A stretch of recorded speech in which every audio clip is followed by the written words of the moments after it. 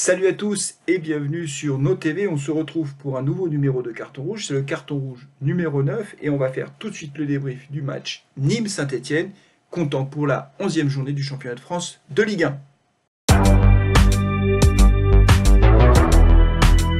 Les Stéphanois ont arraché un match nul, un partout à Nîmes. Et pourtant, le déroulé du match nous laisse beaucoup de regrets du côté de l'AS Saint-Etienne, puisque les Stéphanois ont ouvert la marque dès la deuxième minute, suite à un beau travail de Debuchy sur le côté droit, centre de Debuchy, et c'est Cabella qui trouve l'ouverture du score de la tête, s'il vous plaît. Et les Stéphanois démarrent ce match de la meilleure des manières, d'ailleurs un petit peu à l'image du match contre Rennes, où les Stéphanois ont ouvert le score en tout début de match grâce à un penalty obtenu par Kazri, et les Stéphanois, donc à Nîmes, se retrouvent avec ce score de 1-0 et ils tiennent finalement tranquillement ce score pendant toute la première mi-temps, puisque les Stéphanois n'ont quasiment pas été en danger. On aurait même pu voir les Stéphanois doubler la mise par l'intermédiaire de Kazri, suite à un bon travail de Monet Paquet qui s'arrache et qui arrive à centrer pour Kazri, mais Kazri malheureusement seul face à la ligne de but voit son tir contré par un défenseur nîmois. On en reste là sur la première mi-temps, les Stéphanois donc mènent 1-0 et on se dit finalement que tout se passe bien pour l'équipe de l'AS Saint-Etienne. Malheureusement, après un bon début de seconde période, les Stéphanois se sont un petit peu endormis, les Nîmois ont mis la pression, se sont montrés dangereux à de multiples reprises. J'y reviendrai d'ailleurs dans la troisième partie de Carton Rouge où je parlerai de la défense stéphanoise, et ils ont finalement fini par égaliser un but assez classique de Ilaoui qui est parti seul, qui a pris de vitesse la défense stéphanoise et qui est venu tromper Stéphane Ruffier du plat du pied, un partout. Et là, les Stéphanois n'ont pas réussi à trouver les ressources nécessaires en fin de match pour pouvoir faire la différence. Ils auraient pu trouver l'ouverture par l'intermédiaire de Salibur en toute fin de partie pendant le temps additionnel. Salibur qui a été bien servi par Kazri et qui malheureusement n'a pas réussi à cadrer son tir, et donc les Stéphanois reviennent de Nîmes avec un match nul, un but partout. Je considère que ce n'est pas un bon résultat pour deux raisons. D'abord parce que avec le déroulé du match, on aurait pu espérer franchement qu'ils fassent mieux. Ils se sont fait rattraper au score de façon un peu bête et ils auraient très bien pu faire la différence et marquer un deuxième but qui les aurait mis à l'abri. Et puis surtout, mais dites-moi ce que vous en pensez, Nîmes est une équipe sympathique. C'est sûr que se déplacer à Nîmes, c'est pas facile parce que c'est une ville de foot et qu'il y a un public qui est un petit peu chaud et qui évidemment soutient son équipe. Mais franchement, c'est quand même pas un cadre du championnat. Donc je trouve ce résultat extrêmement décevant pour l'AS Saint-Etienne. C'est un nouveau 1 partout qui fait suite à un partout à domicile face à Rennes qui lui n'a pas été bon du tout sur le plan du jeu. Donc il y a de quoi être inquiet finalement. Et les Stéphanois enchaînent les matchs nuls, ce qui fait qu'au classement, on piétine. Pour la deuxième partie de Carton Rouge, je vais ouvrir le dossier de Cabella. Oui, Cabella, vous savez, c'est ce joueur milieu de terrain qu'on a réussi à faire signer à l'intersaison. Ça n'a pas été facile. Marcel en voulait beaucoup d'argent. Moi, j'étais très content qu'il signe du côté de Saint-Etienne. Et c'est un joueur qui est chargé de mener le jeu, de créer l'animation offensive. Et c'est vrai qu'il y a discussion autour de Cabella, parce que les Stéphanois sont un petit peu agacés, en tout cas les supporters stéphanois, agacés de voir Cabella trop porter le ballon. Il fait, c'est vrai, un crochet, puis deux, puis trois, et quelquefois il donne le sentiment de vouloir trop en faire, et il finit par perdre le ballon. Alors, quelquefois ça agace un petit peu, on se dit qu'il pourrait jouer plus simple, être plus rapide dans l'exécution et lâcher le ballon un peu plus vite, et donc ça génère, du côté des Stéphanois, un petit peu d'agacement.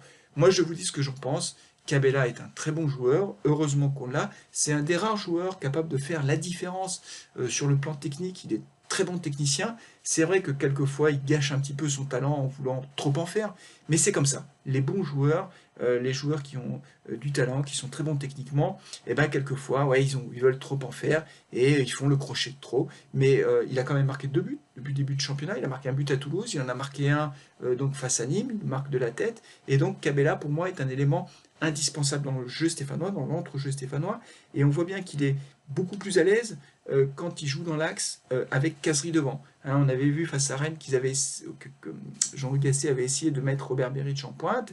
Il a essayé aussi avec Diony en mettant finalement Kazri à droite ou en 10. Et on voit bien que ça ne fonctionne pas. Le vrai poste de Kazri, c'est 9. Ce qui du coup pose la question de savoir s'il n'y a pas un 9 de trop. Hein, parce que je vous rappelle qu'on a Kazri qui est titulaire en 9.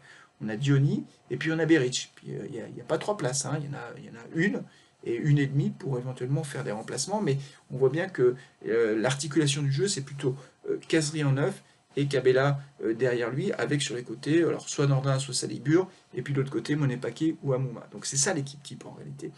Et donc moi je considère que Cabella est indiscutable et qu'il va encore beaucoup nous apporter au cours de cette saison. Dites-moi ce que vous en pensez dans les commentaires, dites-moi si vous êtes d'accord avec moi sur Cabella. Voilà, en tout cas moi j'espère qu'il va continuer à monter en puissance et qu'il fera la différence au cours des prochains matchs.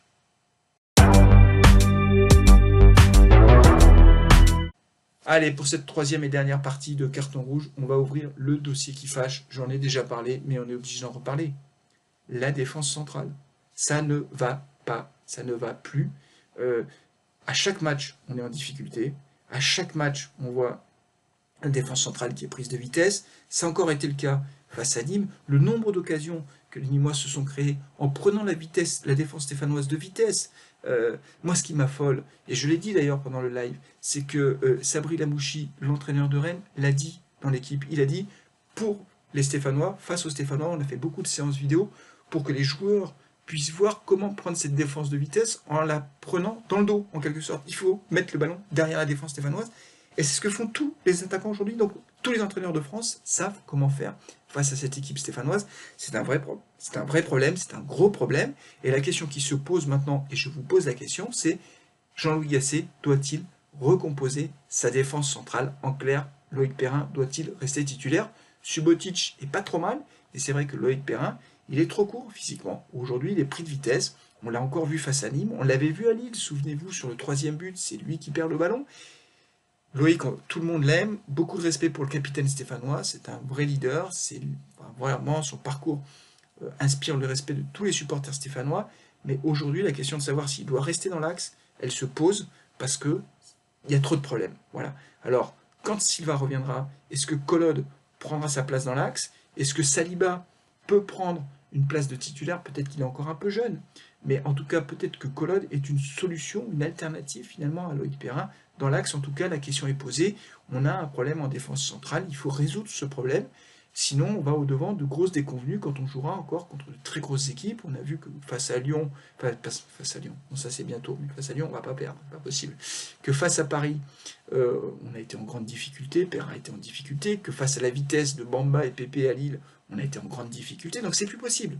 Ça n'est plus possible. Alors Jean-Louis Gasset a dit en conférence de presse qu'il ne stigmatisait pas la défense, que c'était un problème de collectif, mais objectivement, il y a un problème derrière. Tout le monde le dit. L'équipe en parle, les journalistes de l'équipe en parlent, les supporters stéphanois, je ne vais pas encore regarder les réactions sur Twitter, mais je pense que tout le monde l'a dit. Perrin, ça n'est plus possible.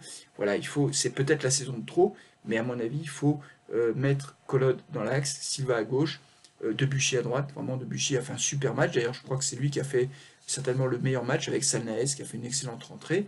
Voilà, mais en défense centrale, je crois qu'il faut du changement. Voilà, dites-moi ce que vous en pensez, dites-moi si vous êtes d'accord avec moi sur cette idée de faire des changements dans la défense centrale pour essayer de solidifier tout ça, prendre moins de buts.